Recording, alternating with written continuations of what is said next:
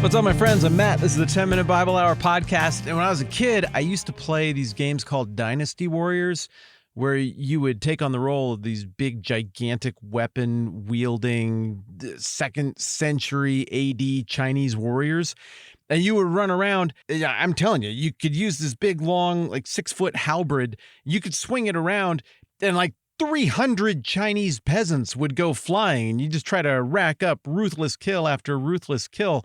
It's kind of dark, but also it's kind of fun. There's probably a reason that I kept playing it. There's this story woven into the whole Dynasty Warriors game, and what I eventually found out is that all of these little story bits I was getting while I played the game, it's all derived from a very famous Chinese novel called The Romance of the Three Kingdoms by a man named Luo Guanzhong. So as a young man, I set out to read them, and they were really fun and really interesting. And as I was reading this for the first time ever, in chapters that were dedicated to court intrigue and deception and politicking and backstabbing, there are these groups of guys hanging around who were called eunuchs. They were characters in imperial courts and the courts of kings who had their sexual urges suppressed either by a decision made by someone who got their hands on them when they were a kid and were like, this person is going to be dedicated to court service and we can't have them having sexual urges. We need to know that nothing's going to happen there. So they would castrate a certain class of children and dedicate them to political service in the court. Other people who served in these courts weren't made eunuchs by any decision that some adult made when they were a little baby. Other people, there was a birth defect or something went wrong. I don't know. Is it mean to say birth defect? I really want to be incredibly sensitive to people who struggle with or wrestle with identity and these issues that go along with it. Please give me grace if I'm saying that like a chump. But however someone became a eunuch, there's this very unique role in society, because what an interesting thing to have a person who is devoid of sexual interest, devoid of an interest in passing along their name or title or lands. In a way, the Song of Ice and Fire novels on which the Game of Thrones series is based accounts for this kind of thing by having a eunuch as a main character who plays this same kind of role in the court. For you and me in modern times, this just isn't a consideration that would even come around. For us, if the question of what is a eunuch or what role in society might a eunuch play were to come up, that would have much more to do with the post-1960s, maybe even post-1920s sexual liberation revolution in Western civilization. It would have more to do with issues that come up a lot in the last few years, LGBTQ plus kind of issues. And whatever you make of those issues, whatever your opinion on those things are, we just have to admit that the cultural context in which a term like eunuch comes up now is totally different than the cultural context in which that would come up in the Middle Ages or in ancient times or in Three Kingdoms era China, as I read about in that Luo Guanzhong book back in the day. But I say another time, my point in bringing up all of this background is to demonstrate how completely different the social issues that would immediately spring to mind for the audience would be for someone encountering that word in the Bible right now today versus somebody encountering that word in the 1st century AD when Jesus uses it or when it comes up in the book of Acts. And, well, let me give you the context. Here's exactly how Jesus uses it in Matthew chapter 19. We're in a showdown with the Pharisees who want to trip Jesus up, and so they come and ask him an off-the-wall question that has nothing to do with anything else that's going on at the time.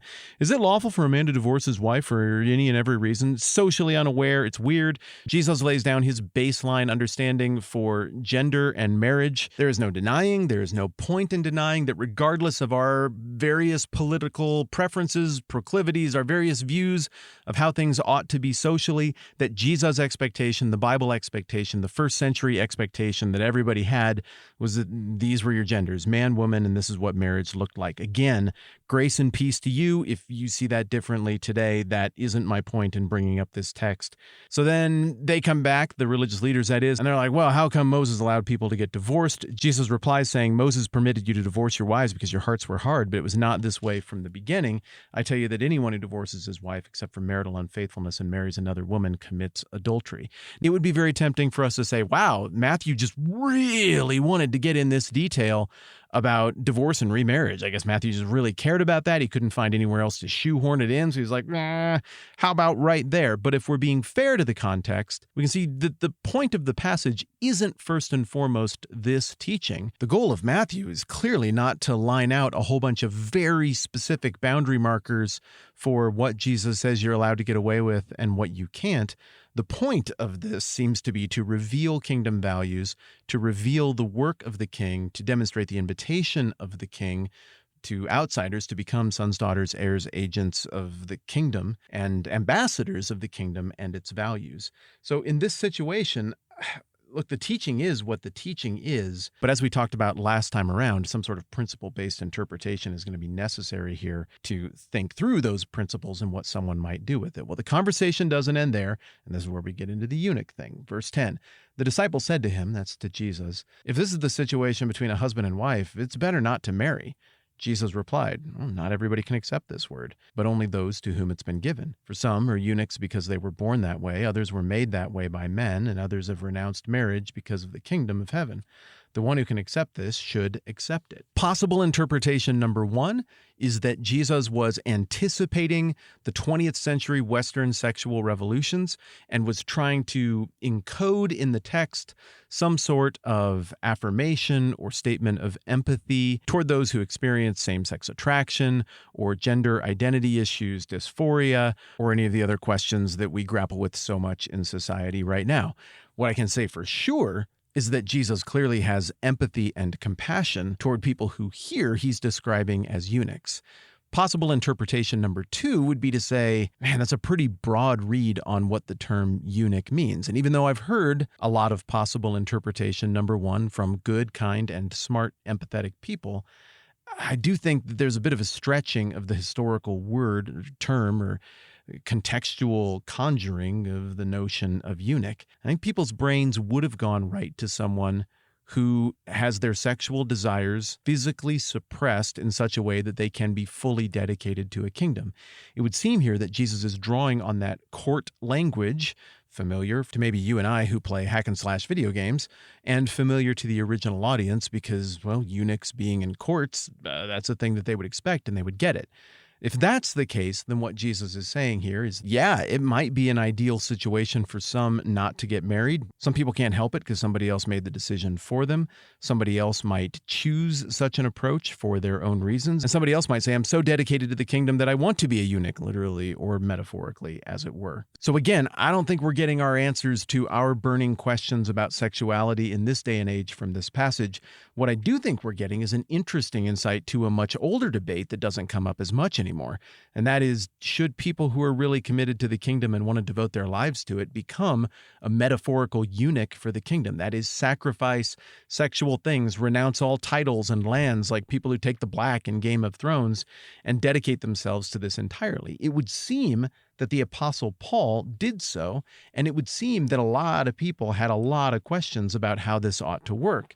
And tomorrow I want to do a rare, extensive step aside from where we're at in Matthew to go and look at how this conversation played out through the rest of the New Testament and what the New Testament actually teaches about marriage, not so much from the perspective of how it ought to be in the debates we've had very recently, but more from the perspective of whether that is the ideal Christian life or whether there is some variety in what might be the ideal Christian life and what advantage it might be to the person who wants to be deeply devoted to the kingdom to reject marriage as a lifestyle choice for themselves. And I want to spend a little time talking about how these passages in this discussion in the New Testament has affected the unfolding of the historical church and the debate that goes on over clerical marriage and all the ramifications that come with that. Did that sound a little fancy? I think I let that sound a little fancier than I meant it to sound. Whatever the case, we're going to have fun. We're going to get after it tomorrow. Thank you again for being so dang gracious with me in public and in private as we get to difficult passages that touch nerves and get to some of the really deeply held, super personal places in people's lives. I wish everybody grace and peace, and I'm glad we get to have conversations like this. We're able to do so because of your character. Thank you. I'm Matt. This is the 10-Minute Bible Hour podcast. Let's do this again soon.